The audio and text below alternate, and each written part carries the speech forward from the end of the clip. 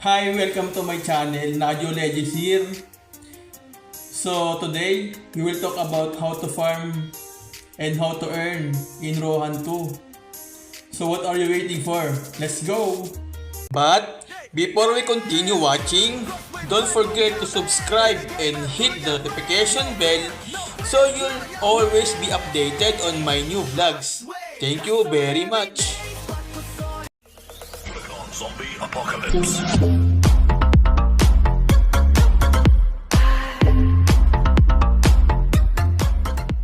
Hi mga katimburos, tamang palevel lang na naman tayo dito at tamang grind na naman tayo dito sa Rohan 2. So ayan, dito sa premium subscription, mag-subscription na kayo dyan kung may pera kayo, no? Para lumakas yung karakter nyo dito sa Rohan 2. So ayan, pili na kayo. Mag-subscribe na kayo dyan. So tamang palevel lang tayo dito. So ngayon is i-share ko sa inyo kung ano yung price market ng Crons token to Ruby. So ayan, tamang grind lang.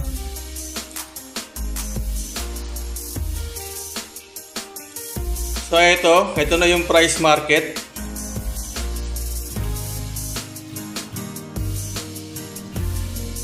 So ayan, kapag may 581 million crons ka, ang palitan niya is 4,000 plus mahigit. Ito yung sa buy, pag bumili ka ng buy. Then sa second naman is 101 million. Ang ano naman niya is 835 na ruby crystal. Third naman is ganun pa din, 800 plus. Support naman 128 M Crons token is 1,000 plus siya. So ayan, dito sa 1M Crons 8.27 rubies yung palitan. So ganyan lang dito kapag gusto mong mag-trade para maging ruby crystal to ruby, no? Tapos sisend mo sa cross wallet mo para magiging pera siya. Tapos send mo sa MXC tapos magiging Gcash na. So ito naman yung sa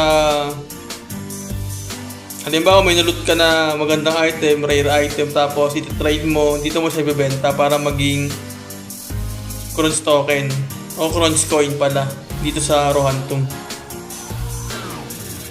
Tapos yun nga, kapag naging Crons token na o Crons coin, i-trade mo naman siya to Ruby Crystal o Crystal Ruby.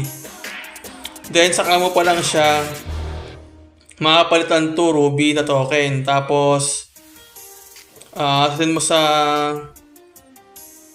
cross wallet mo, tapos cross wallet to Cross BNB, tapos send mo sa MXC ng Cross BNB, tapos i-bridge mo siya to USDT token, then saka mo pala siya magiging change to Gcash, no? Saka pala siya magiging Gcash. So ayun yung way para makuha mo dito o makapag-farm ka dito sa Rohan 2.